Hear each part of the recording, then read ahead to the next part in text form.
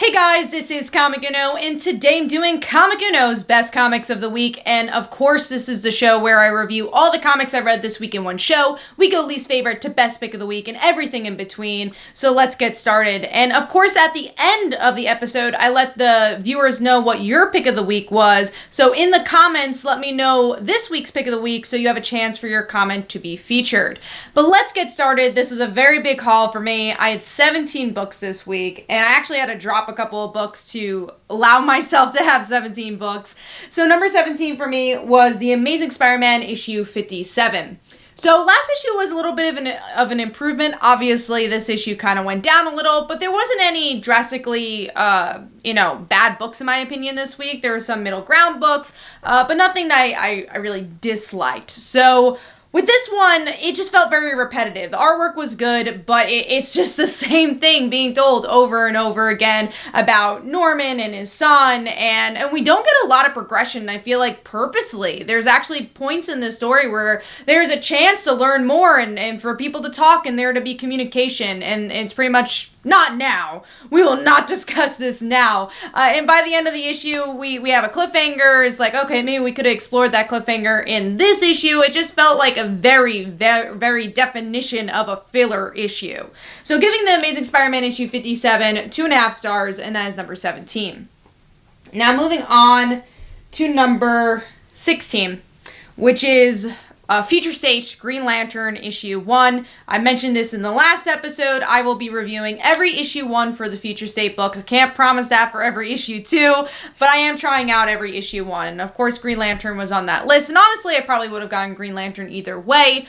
And this one was a little disappointing, mostly because of the main story. So the main story was with John Stewart. It was very sci-fi driven, and I just didn't feel like there was a real plot. And another disappointing thing, not a lot of Green Lantern stuff going on. There's a lot of laser guns, but there's not a lot of Green Lantern abilities. Now, of course, it's because of where the Green Lanterns are at this point in time, but still, it just didn't do much for me in the action side of things. Now, the story I really enjoyed, and I felt like I wanted more, I'm like, why didn't we get a part 2 for this one, was Jessica Cruz. I love Jessica, and I thought this one had the most emotion out of all the other stories, and also some good plot points where we get to see her collecting all these rings, and by the end, join the Sinestro Corps, it seems like, and I'm like, I want to see more of that story. Where is that going to continue? I think that's a really interesting plot point for Jessica, especially because she was powering all those years ago. So I wanted to see more of that. I thought the artwork was really solid for that book too, or that story. And then moving on to the Guy Gardner story, I'm not a huge Guy fan, so it didn't really do much for me, which is why this is a little lower. But at the same time, I thought at least it was a character-driven story, and for Guy fans, they'll probably enjoy it. But overall, I thought this was a very mixed-matched bag of a story, of an issue, which brought this a little lower for me. So I'm giving that 2.5 stars, and that is number 16. Moving on to number 15, which is Future State issue 1, Superwoman. This is a very long title, actually. It's Kara Zor-El Superwoman. So that's a pretty big title. And with this one, we get to see them delving into Kara's origins. I'm just going to get my iPad for a second.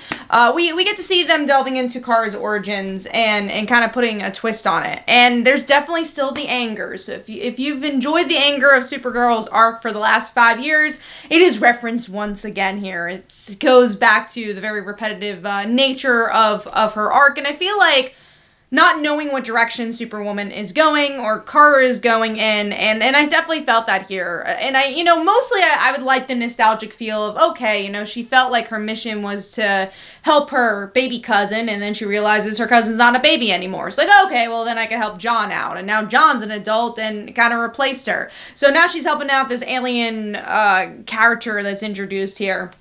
And that's the story, and she's trying to find her place. And again, we've seen this story before. We've seen her go through the anger, and it just felt like if this wasn't explored previously, it would have been okay, but it just didn't do it for me. It wasn't the Supergirl I know and love. I mean, I loved Supergirl, Supergirl being super. Sorry, I was gonna say Girl of Steel, which is also a good arc too. But yeah, Supergirl being super is utmost what I want from Supergirl, and I don't feel like Supergirl's kind of met that level since that book has come out. Artwork was good though. It is very bright. at the same time, though, it's very cartoony. So honestly, there's times where I thought it was too bright, but it's still a nice palette of, I would say, line work I thought was pretty good. So giving this one 3 stars. Wasn't a bad issue, just wasn't my cup of tea. I don't know if I'm going to get issue 2 for this one, which is a shame, because I love Supergirl, but like I said, haven't really liked an arc from her in a while. So moving on to number 14, another Future State book, which is Future State Teen Titans, issue 1. And I was hearing mediocre things before I even read this one, but I wasn't disappointed with this. I just felt like it was very crowded. There was just a lot going on, a lot of characters, and there wasn't really a pinpoint emotional arc, emotional thread. I felt like everyone was just really emotional, and I think they tried doing it with Nightwing, but he was just so standoffish that there wasn't a lot to go by. Like, I really like the opener of the book where Red Arrow says bye to Kid Flash, and then Nightwing's like, you have 2 minutes. And he's like, what? That's kind of cruel. And then we get to see where the Teen Titans have gone after their encounter with Red X. And then by the end, we get to see Red X teaming up with Nightwing again. So we still don't know who Red X is, but we do have some, I guess, teasers of who he is. But yeah, I just felt like maybe if we got the reveal of Red X, it would have been a better issue, but just felt like it was just trying to squeeze in too much, and you have 2 timelines going on, the past, the present, and a lot of characters from different generations, and I just wish there was a better through line for this one. But the artwork was pretty solid, and it was still one of the stronger Future State books for me. So giving that 3 stars, and I will be getting the second issue for that one. All right, moving on to number 13, which is Marauders issue 17. So a little lower than that last issue. I love that last issue because it's just was building up to Sebastian Shaw versus Emma Frost and Kitty / Kate. And this issue I felt like tried to do a little bit too much in this one, where we get to see Storm might be leaving the Marauders, what she's going through right now. We got Emma trying to put on this gala. We have Kitty trying to figure out her revenge still, and going back to the people that saved Lockheed. So there's just a lot of different plot points going on, and I don't think any of them necessarily really moved, but I like to see the direction of where the Hellfire Club is going. I always find that very interesting, and it was cool that we got to see enough characters. I just kind of wish there was one pinpoint story to focus on. And also, this isn't my favorite art style. I definitely like Lolly's artwork a bit more for this book, and also the coloring is still a little weird for me for this one as well, especially when it comes to Kitty's hair. I don't know, Kitty's hair is not my favorite in this one. So yeah, giving Marauders issue 17 3 stars. Not a bad issue. I think there's some interesting things explored here, but definitely not as good as that previous issue for me. All right, moving on to number 12, which is Immortal Hulk issue 42. This issue is another one. A lot happens in this one, where I feel like this would have been a stronger issue if there was just like one main story. And the one I enjoyed the most was the reporter's character, Jackie. We find out that, I guess since she's been hanging out with Bruce so long, that she is becoming kind of a gamma monster as well. And what does that mean for humanity? What does this mean for the Hulk family? And I enjoyed that. Didn't quite like the Alpha Flight stuff. I also didn't think they focused enough on Hulk. We only get like a little tidbit at the end about like, oh, well, this is the villain the whole entire time. So I wanted more from that, obviously. I really didn't care about the Alpha Flight aspect of the book. But yeah, the Jackie stuff was really cool, and I liked the journalism aspect of that as well, and kind of the commentary going into that and what's going on with her job. So overall, I'm going to give that 3 stars. Not a bad issue, just I feel like it could have been better focused. Also different art team, but I enjoyed the art. I thought it was less dark, which is interesting. I love Joe Bennett's artwork, but it's kind of cool to see a different vibe from the book as well. So that was number 12. Moving on to number 11. This one I'm so much on the fence with, because I love, well, let me reveal the book. It's E-Ratic issue 2. And I love the concept of this book. I absolutely love the artwork. There are times in this issue, though, that there's moments that feel a little rushed and facial expressions look a little weird. But overall, I love the palette of this book, the color palette of it. And I just love the visual energy that's brought into the book. But the characters are a little weird for me, because there's certain characters where I feel like they're very raw and real. Like our main character, I feel like, yes, we've seen this archetype very often, but because of his relationship with his family, I feel like it's a little different, and there's some voice there, and I like his brother, but they're all also stereotypes, because he is very much the Peter Parker, this girl that I'm so confused by, the love interest, maybe not love interest, I have no clue, who knows about his abilities, wants to reveal everything, is kind of a bitch throughout the book, where she's like, you gotta tell everyone about your powers, but I think I like you, and I'm so confused of, like, is this supposed to be the romantic love interest? Is she the enemy? I don't know what's going on with that character. And what sucks is, like, honestly, I would normally really like that type of character, so I think that's why I'm so frustrated with her, because I'm just like, I don't know your motives, I don't really know where you're coming from, and I also feel like she's so stuck in a stereotype that she's the mean girl, but then also she was really nice in the last issue, so I feel like characterization is very wishy-washy in this book, and that's kind of been my main issue, is like, is it stereotypes that we're playing with, or are we actually trying to make real, raw characters? And I know that's hard with high school books, but you see books like Miss Marvel, I think, has done a really good job of, like, you have the stereotypical football player, you have the stereotypical cheerleader, and you do something really different with them, and they all feel like people and not just the stereotype or the cliche. So I'm hoping E-Ratic kind of gets past that and kind of finds a voice for its characters, and I think most importantly, its supporting characters, because that's where I feel like this book can live and die. And there's some characters that are really great. Like, I love his mom. You know, I think she has a really cool voice, and her just trying to find a job, and her finding her own friends, and this is a teen book, but we could also focus on adults.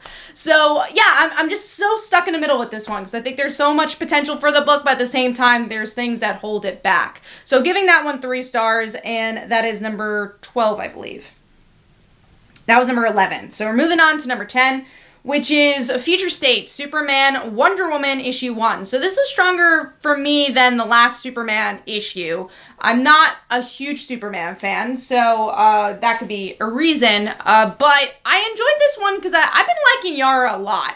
I like her attitude, and I think she continues to bring something to John's character, so I like her. The actual plot is a little boring. Like, I don't really care about what they're going through, but I like their interactions. I actually wanted to see them interact even more in this issue, but when we actually do get to see them interact, it's cool. I don't know how it's related to Justice League, because it doesn't seem like they're really friends here, and then we'll talk about Justice League. They are a little bit closer. They talk to each other a bit more. The artwork was really good for this. Probably one of the stronger art pieces for Future State. And also, there's no backstory, so that's really nice. I think that's what's been holding back some of these Future State books, at least for the full rating, is that I could really like a main story, or I could really like a secondary story, but I won't like the full issue because I didn't like the main story or the secondary story. So it's nice to see the one and done stories here. So I'll definitely get issue 2 for that one. Giving that 3.5 stars, and that is number 10. Moving on to number 9, which is American Vampire, 1976, issue 4. I love this book, as you guys know. I also love that the cover for this one. And this is a little expositionary. We get to see characters come together and just talk about, all right, what's up with the monsters? What are we going up against? But there's some really good character moments in this one, especially between Skinner and Pearl, or at least their conversations about each other, where we get to see Skinner say, oh, I chose her because I thought she had a bad bone in her body, and I guess she doesn't, and that upsets me. And then we get to see, I guess, their mutual partner. He says, I visited her a couple of years ago, and she was on the set of the remake of the movie that she was an actress in for that first story arc. And she talks about why she wants to be an actress, or wanted to be an actress, and she just wants to be part of something bigger. And then it's the story, really, of Pearl seeing the goodness in Skinner. And I love their weird dynamic that they got going on. That's definitely one of the best parts of the book. So overall, yeah, I enjoyed this book. It was a little slower than the normal ones, but there's some good action, some good character moments, and I'm gonna give this one overall 3.5 stars. So that is number 10.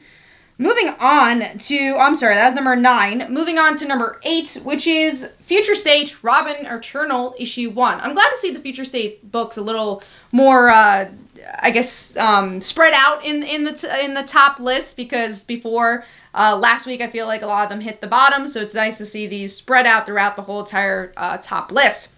Robin Eternal was really looking forward to this one. I'm a huge Tim Drake fan, and I didn't expect Stephanie to be in this issue, but it was definitely a big surprise that she was. I guess not a big surprise, because, you know, Tim and Stephanie, they definitely go hand in hand. But I knew that she was getting her own book, so I just didn't expect her to be in different places here. But really like Stephanie here. As you guys know, Stephanie Brown's one of my favorite characters of all time. So it was cool to see their dynamic, even though it doesn't seem like they're together. The main plot, I mean, I keep going back to this for the Future State books. Most of them don't interest me. It's all these high-tech battles that they have to go through, very futuristic battles, obviously, and there's not a ton of plot that goes around them. So I'm not a huge fan of that, but I like the character work that's been done here, and Tim losing his family and what that means, and again, just the nice surprising team-ups we have between Stephanie and one of the We Are Robin characters. So I like this one. Artwork was pretty solid. The ending was kind of weird,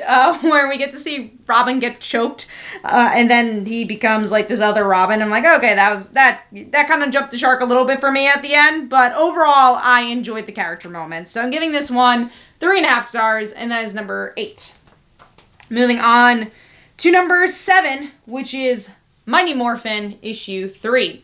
And this is a really, really fun issue where we get to see the Rangers go up against the mighty putties here. So they're extra strong putties. And that's really the whole issue, which is kind of cool, because putties in, you know, normal mythology of Power Rangers, they're the easy target. They're the ones that you kind of fight around as you get to the big bad. And having the putties be kind of the big bad in this issue is kind of interesting, as we have a lot of other plot being explored, especially with this new Green Ranger, which is definitely the most interesting aspect of this arc, where we get to see Billy and Grace are both connected to making this new Green Ranger and knowing who this new Green Ranger is. So overall, I thought there were some really good character moments in this one, really good action, and just doing something different with the mythology. So I had fun with this one, giving Mighty Morphin issue 3 3.5 stars. Moving on to number 6. I am sad to see this not in my top 5, but it was close enough, and that is Gwenom vs. Carnage, issue 1. So I'm actually going to do a whole topic video on this, but I want to discuss a lot about Mary Jane and Gwen, and my question being, and again, I'm going to do a whole topic on this, is this book actually a romance story instead of just a verse book? So we'll get into that with the topic. But yeah, the stuff I was really interested in was what I was sold on, which is, all right, this is Mary Jane from Earth 65 and Gwen from Earth 65 fighting it out.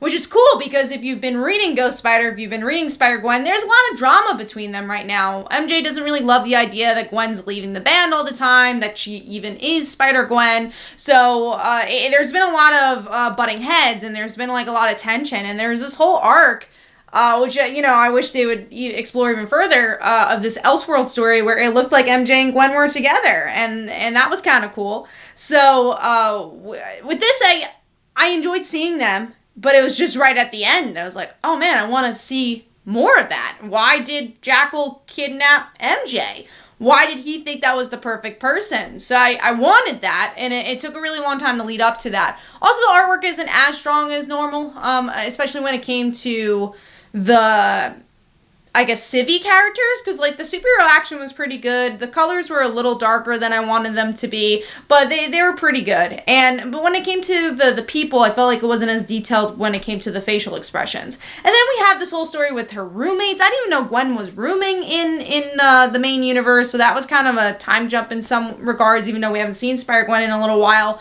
I thought she was kind of commuting from both to both. So yeah, spent so much time on that stuff and dealing with, you know, we know King in Black is happening. So dealing with that stuff instead of what I think was more interesting, which is the Mary Jane / Carnage versus Venom thing, which is what we were sold on.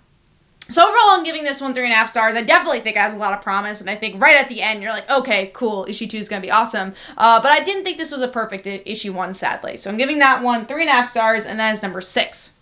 Moving on to number 5, which is Serial, issue 1. I'm a huge Terry Moore fan. I didn't really know what to expect with this one. I just knew Zoe was the main character. Zoe's not my favorite Terry Moore creation, but I do think she has a lot of personality, and I was like, okay, how's she gonna lead this one? What is this book gonna be about? And if you guys don't know, Zoe's from Rachel Rising. She's appeared in some of the other books as well, like 5 Years that was recently out. So we open up with this girl, this 16-year-old girl who's being abused by her boss. And she says, no, stop touching me, get away from me, I'm going home. And he won't listen. And then he falls off a cliff. And then you realize kind of the twist is that she wasn't a 16-year-old girl, she's someone else. She was kind of planning this the whole time. And this guy dies. And Zoe gets a phone call from this guy's wife and says, hey, he's dead. People think I did it. What's going on? First of all, like, how does this girl know Zoe? So I'm curious about that, but it's a very short book, not a ton happens, but it's really interestingly visual wise. There's some good mystery here, and definitely I think takes a note in its title, Serial. So this is going to be a mystery / murder mystery type story. So I'm definitely interested in to see how Zoe in particular is connected to all this, and if we're going to see any other Terry Moore characters as well. So giving that one 4 stars, and that is number 5. Moving on to number 4, which is Dark Detective issue 1. So this is one I was definitely looking forward to. I am stoked to see Mariko Tamaki and Dan Mora take over Detective Comics, see what their voice is going to be like on that book. And this is what happened to Bruce Wayne, why Tim Fox has taken over being Batman. And I will say it's a little slower of an issue, but it's a good emotional issue of really Bruce just living this mysterious life, I guess, dealing with himself being dead, and just seeing what the world's up to. And in some regards, be like, oh, well, do I need to see what's up with the world? And in this, yes, because I feel like a lot of these future state stories, the reason I haven't been able to delve into them is that I don't know these worlds. We're just jumping straight ahead. And this one actually kind of takes some time to explain what's going on from an emotional standpoint. So I really enjoyed that. Artwork was also really good for this book as well. Now, the reason this is a little lower is because you have the secondary stories. I'm not a fan of Grifter. Even though I like seeing Huntress in the end of that story, the artwork was a little shaky for me. Kind of reminded me of Howard Porter's style of artwork, which I'm not usually a huge fan of. It was a little sketchy for me. And I'm just not a fan of the characters. So it's hard to rate these books because I like the main story, but then I didn't like the second part of the story, and that is the full issue, and this costs $5.99. So they're expensive books. So they're a little harder to review. But overall, I'm going to give this 4 stars, and that is number 4. Moving on to number 3. Another tough one, because I love this series, but I don't know if this was my favorite finale, and that is Red Mother issue 12. Definitely what you predicted to see what the ending was. I thought it got a little convoluted in the middle once Red Mother and Daisy were talking to each other. But I love the overall message and what this book actually was about is her fighting her PTSD. Red Mother always symbolized her PTSD and her having to let go of the past, and not meaning that avoid your past. It means healing from your past. And I really liked how that resulted by the end of the story, and we get into her mind being the actual puzzle. She was always this problem solver, but when it came to her own head, she didn't really know where to start. So I like that. There's a lot of interesting visuals, like Red Mother and her kissing, and Red Mother eating her eye. There's a lot of interesting stuff here, and I think you'll get more of the story as you reread maybe the whole series or even reread the finale. But overall, I liked it. I liked the message. I love this book, but it's not the gut-wrenching finale I thought we were going to get, sadly. But I still really enjoyed this one. And that is Red Mother, giving that 4 stars, and that is number 3. Moving on to number 2, I think the book I was most pleasantly surprised by this week, and that is Future State Justice League, issue 1.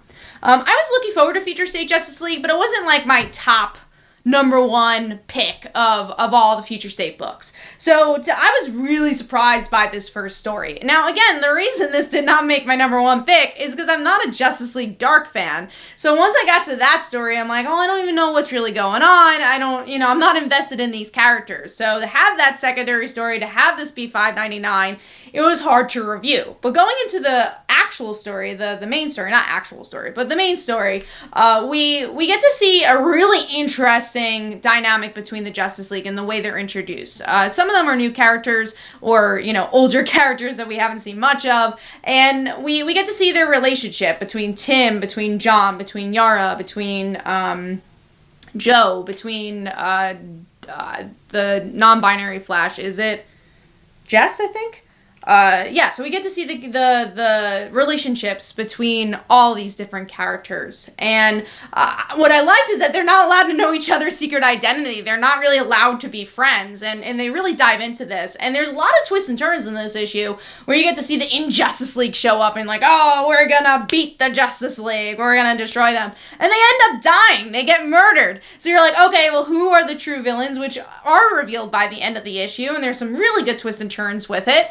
And what I liked was just seeing the different pocket of almost friendships and some even romantic relationships. So we get to see, not that John and Yara is shown a romantic relationship, but we get to see a friendship between them and them have a discussion of maybe we should actually be friends, maybe we should hang out. That's what the old Justice League did. And then Yara's like, but look what happened to the old Justice League. That's not a good thing. But then we actually get to see, I think they're showing a potential love interest or at least closeness to Aquaman's daughter and the new Flash from another multiverse. We get to see some flirtatious scenes between them, and we get to see that they truly care about each other. So I love that. I'm like, oh, I'm so invested in their story. I want to see more from them. And I really like them as just their personalities. So overall, I just really enjoyed every character, and I think their personalities worked really well within the team, and their reservations were really interesting. The villains were really cool, and so far this is probably one of the most well-balanced Future State books because, again, it goes back to the character work. The plot was interesting because there's this murder mystery going on. They deal with the idea of Future State really well. The artwork is super strong for this book as well. So I was pleasantly surprised by this one. I really enjoyed it. It would have definitely probably been my number one pick if it wasn't for the secondary story. So giving that 4 stars, and that is number 2. Now moving on to my number 1 pick, which was also a really, really great book, and that is 7 Secrets, issue 6. Man, oh man. I know, 7 Secrets always makes my pick of the week, but it's such a good book, and if you guys are not reading it, do yourself a favor and read it. And also, I think the first trade's going to be coming out soon, because they're taking a 2-month hiatus until we get to the second arc. And especially if you're an anime fan. If you like anime, I felt every issue I feel like I'm reading an anime. And this one does not disappoint. It is so action-packed, where we get to see all the secrets kind of come to a head here, and really trying to save those secrets. And one of them looks like it gets revealed. How is that going to change things, and who can you trust? There's some murder in this one, but also there's some unraveling a mystery of who is Casper. What secrets does he maybe not even know of himself? Is he kind of a secret as well, unlocking himself? So there's an interesting cliffhanger there as well. Does he have more powers than he knows? So some really good character building, and usually I would say for a book like this, it's like, oh, there's too many characters, it was too much. But I just thought it was really well balanced, and again, felt like an anime episode. It felt like, okay, here's the first big arc battle, and it worked here. And maybe because of the way they've introduced the main characters and all the other characters in the past, but I just really enjoyed this, and I'm really looking forward to more. And the artwork is so good for this book, the writing's so good, and I just love getting into Casper's head in general. So giving that 4 stars, that is my pick of the week. Hopefully you guys enjoyed, and of course let me know in the comments below what was your pick of the week this week, and let's get into the viewer pick for last week, which was Crossover issue 3, a book I've been really enjoying, and issue 3 was also one of my favorites. So here are some comments about that. So hopefully you guys enjoyed. Definitely go follow me on Twitter and Facebook. Go check out my comics like Father Like Daughter and They Call Her a Dancer. Also, we have a Kickstarter coming up in 2 weeks for our comic book podcast, Comic Book Weekly, where we discuss all things comics and comic book news. So be sure to check that out as well, and our podcast that we do every week. Thanks, guys. Bye.